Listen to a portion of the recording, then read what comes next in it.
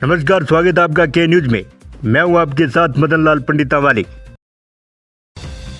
बांग्लादेश की राजनीति में इन दिनों एक नाम सबसे ज्यादा चर्चा में है, डॉक्टर शफीकुर रहमान। ये उस जमात इस्लामी के अमीर हैं जिसकी पहचान दशकों से कट्टर भारत विरोधी और पाकिस्तान समर्थक गुट की रही है। लेकिन पिछले कुछ दिनों में डॉक्टर रहमान के बयानों ने सबको चौंका दिया है।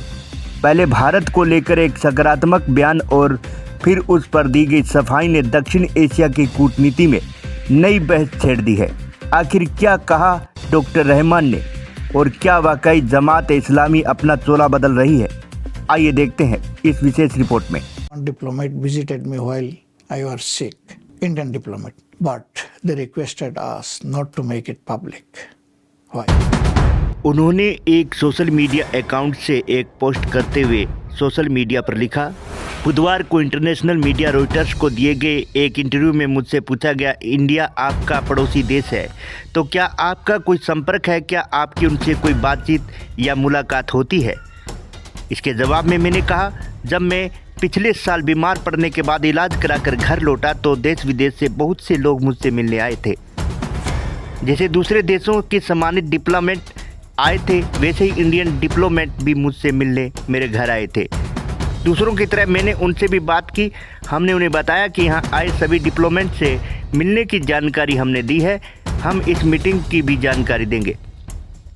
तब उन्होंने मुझसे अनुरोध किया कि मैं इसे सार्वजनिक ना करूं। हमने कहा, जब भी भविष्य में दोनों देशों के हितों से जुड़े मामलों पर आपसे कोई मीटिंग होगी तो वह सार्वजनिक जरूर की जाएगी। यहाँ कुछ भी गोपनीय नहीं है। मुझे हैरानी है कि हमारे कुछ मीडिया आउटलेट्स ने रिपोर्ट किया है कि जमात आमिर ने इंडिया के साथ गोपनीय बैठक की थी। मैं ऐसी रिपोर्ट्स की कड़ी निंदा करता हूं और संबंधित लोगों से आग्रह करता हूं कि वे भविष्य में बिना सच्चाई जाने ऐसी गुमराह करने वाली खबरें देने से बचें। बांग्लादेश में जमात इस्लामी खुद को नए अवतार में पेश करने की कोशिश कर रही है। हाल ही में एक इंटरव्यू में डॉक्टर शफीकुर रहमान ने भारत के साथ मजबूत और बेहतर रिश्तों की वकालत की है। उन्होंने कहा कि उनका संगठन भारत के खिलाफ नहीं है और वे पड़ोसियों के साथ अच्छे संबंध चाहते हैं। हालांकि जब इस बयान पर चर्चा तेज हुई और भारत विरोधी कट्टरपंथियों के बीच सवाल उठे तो डॉक्टर रहमान ने अपनी सफाई भी पेश की है। उन्होंने स्पष्ट किया है कि हम भारत के साथ बराबरी और सम्मान के साथ आधार पर रिश्ते चाहते हैं। उन्होंने तीस्ता जल विवाद और सीमा पर होने वाली मौतों का मुद्दा उठाते हुए कहा कि भारत को अपनी नीतियों में बदलाव करना होगा। उन्होंने साफ किया कि अतीत में जमात के प्रति जो भारत विरोधी धारणा बनी वह एक तरफा प्रचार का नतीजा थी। उन्होंने लिखा कि 1971 में हमारा रुख सिद्धांत से जुड़ा था। हम भारत के फायदे के लिए स्वतंत्र देश नहीं चाहते थे। हम चाहते थे कि पाकिस्तानी हमें मताधिकार देने के लिए मजबूर हो। अगर यह संभव नहीं होता तो कई देशों ने गुरिल्ला युद्ध के जरिए आज़ादी हासिल की है। अगर हमें किसी के जरिए या किसी के पक्ष में आज़ादी मिलती तो यह एक बोझ हटाकर दूसरे बोझ के तले दबने की तरह होता।